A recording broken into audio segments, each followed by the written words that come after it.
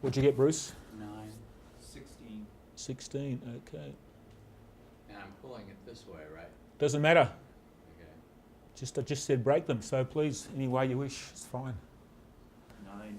9 again, yeah, that's good. And there's no right or wrong here. It's not a matter of being right or wrong, it's just a matter of seeing what it means. 8.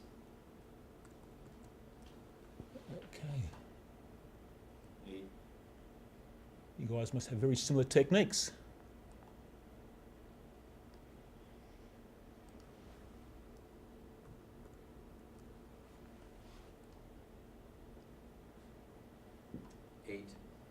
Okay.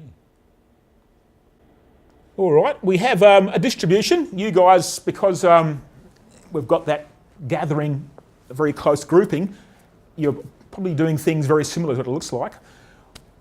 When we do this with a much bigger group, we get a wider distribution. Let me just put in the sort of range that we typically get. As low as 4 and often as high as 40. And a whole variety across those. Because all I've said is, look, please break the clip. And people go ahead and break that clip. So I've actually created a distribution now from a population of failures. I mean, this is actually the failure of a part. Now, what is that material there? Some sort of steel. Okay, so we're talking about material that our machines are made of.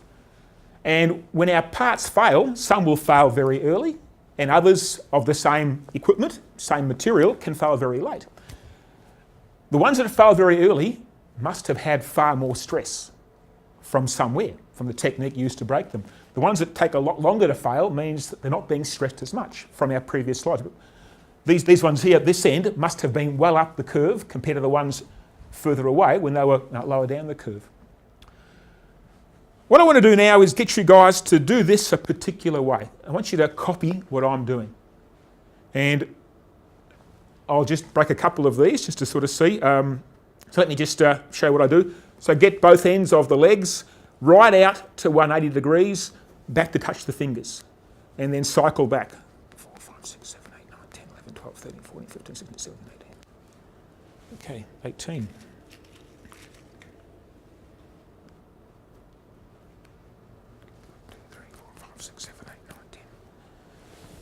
Dear me, that's not right.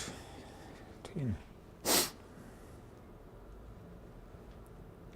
2, 3, 4, 5, 6, 7, 8, 9, 10.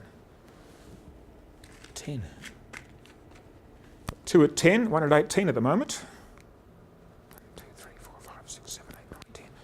3 at 10.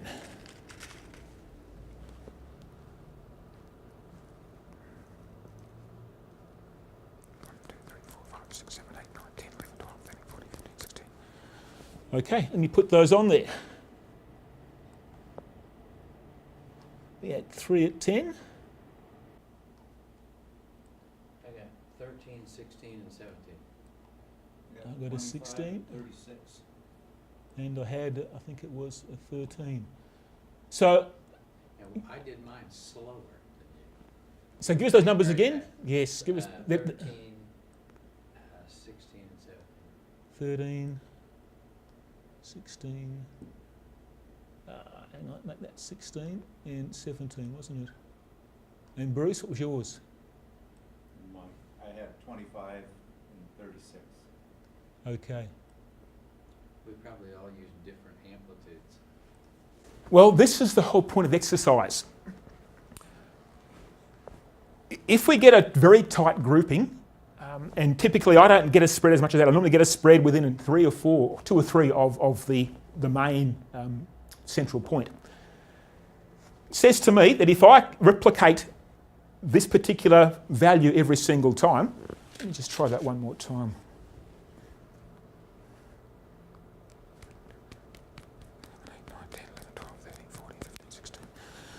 15 that time. Now let's put that in there.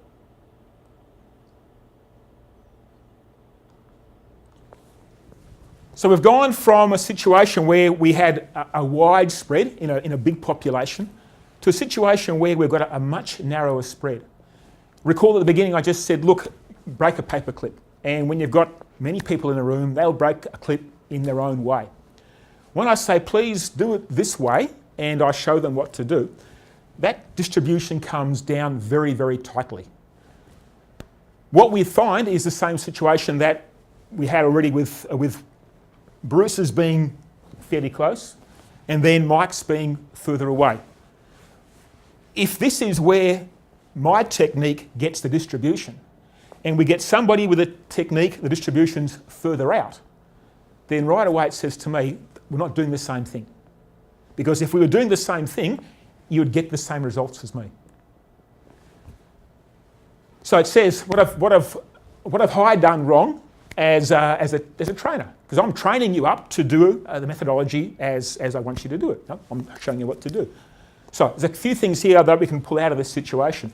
This distribution of outcomes, because Mike's were not the same as mine, then either I have not got my message across clearly and I've got to retrain Mike, or Mike's technique, and definitely Mike's technique is different to what I was trying to get across.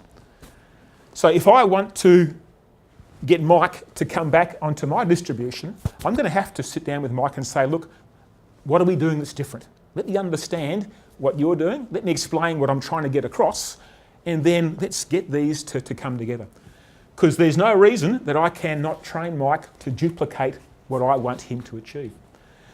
So by having it done this way, I've got a distribution of what there is without any controls. When I say do it my way, I'm installing a control mechanism. I'm saying, well, here is the technique to use.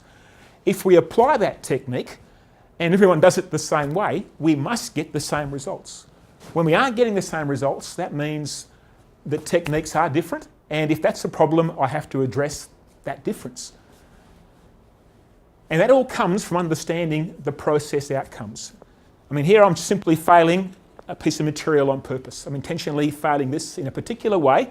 Because that way is defined very clearly and it's repeatable, everybody should fail within that distribution.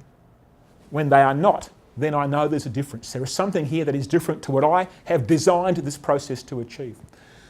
So in a company, if I want to control the outcome of a process, I'm going to have to design the process to deliver the right outcome, prove that process indeed delivers the right outcome, and then if I want everybody else to achieve the same outcome, I've got to train them on that process. And when it comes to operations and maintenance, that process is called a procedure. Now, operating procedures is all about making this happen in the real world. If there's no instructions, if I just say do the job, then I will get many, many distributions, a wide number of outcomes.